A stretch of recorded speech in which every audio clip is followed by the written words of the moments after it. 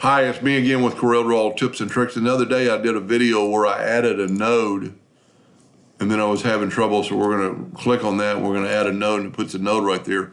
But then when I tried to move it up 7/8 of an inch, so I've got my nudge distance set on 7/8 of an inch.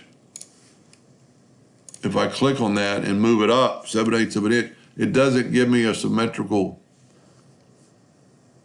curve. So here's the problem. I didn't need to add a node. So I've got these two nodes. I'm going to click on, and not double click, but just click on the line and then give it an arch. And now we've got that arch of 7/8 of an inch. Now to get it exactly on top, and we're going to do the same thing we did the other day, Control D. Whoop. I'm using somebody's file. And let's take and make a duplicate and move it down 7/8 of an inch, then change it to 8 inches. That was the dimension the other day. And then move that up and then use your Smart Fill tool. And now you have a perfect arch of that dimension. And if you're lost, you need to watch the first and the second one.